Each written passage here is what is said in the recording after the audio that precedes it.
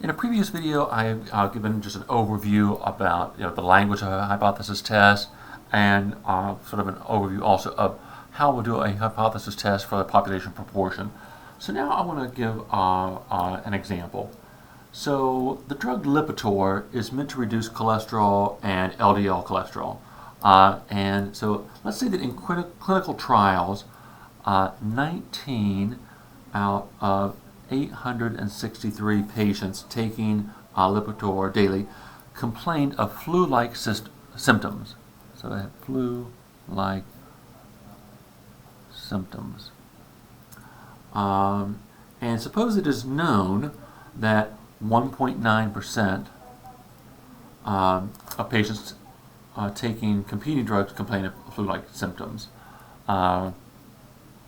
So we want to know, is there evidence to conclude that more than 1.9% of Lipitor users experience flu-like symptoms as a side effect at the 1% level of significance? So we're going to use a 1% level of significance. So that's our alpha. Okay, so first of all, we should set up our opposing hypotheses. We need an H0 and H1. So these are going to be theories about the population proportion, so about P. So the assumption is that 1.9% of people taking this type of drugs say that they have flu-like symptoms. We're wondering, is there evidence to conclude that more than 1.9% of Lipitor users experience flu-like symptoms? So I'm wondering if this is greater than 1.9% in Lipitor users. And so here are the two hypotheses. This is my sample data. This is what I'm using to see is there evidence. Now in my sampling, I find a sample proportion p hat, which is x over n, of 19 out of 863. And so 19 divided by 863. So that is 0.0220. We're wondering if it was more than 1.9. I mean, this is getting 2.2%. That's 2.2%. So maybe, but I know that this is, I got a different result, but that's not surprising. But is it different enough? Is this result unusual if this is true? So, in order to figure that out, I would consider that this statistic should have a normal distribution, and if this is true, that would be centered at 1.9%. I'm getting a result somewhere above there of 2.2%. So to find the p-value, since this is a right-tailed test, because I see this greater than sign here, I'm looking for the probability, the area that's to the right of 2.2. That's the likelihood that I would get a result as extreme as this when this is actually true, that the population proportion is 1.9. So I want to show you how you can do this easily in your calculator without actually finding the sampling standard deviation. There is a shortcut to doing a hypothesis test for a proportion. We'll find that in our stat menu. If we scroll across over to test, so hit the right arrow, and I want to do this one proportion z-test, so it's option number 5.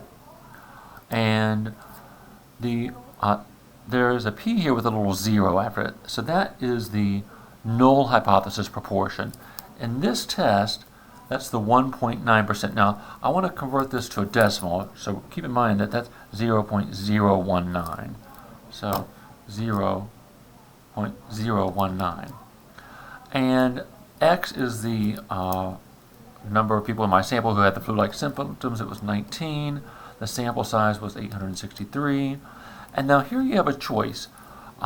Were you conducting a two-tailed test, so the proportion does not equal the null, the amount in the null hypothesis, or was it a left-tailed test, so is there a less than statement in your alternative, or is it a greater than statement? So I have a greater than statement, so I see that here in my alternative, so I make sure I highlight that third option, and then I hit calculate. And the value that I want you to focus in on is the second one there. There's a p-value of 0.2582, and I'm just rounding at 4 decimal places. So basically, to make sure that we're clear on how to understand this, if the population proportion is 1.9, there's a greater than like about a 26% chance that I'll get a sample result of 2.2% or higher. In other words, that's not an unusual result. It happens, more than 25% of the time that I would get 2.2 or more. So when something's not unusual, and in fact when it's quite common, that is not evidence to reject the null hypothesis. It doesn't give me any grounds for disputing this. And so this is a case where I fail to reject the null hypothesis. And so I don't reject this. So basically what I'm doing is, in my head, I'm marking this out. So if I fail to reject the null hypothesis, that means there is insufficient evidence that the population proportion of, this would be Lipitor users who experience flu-like symptoms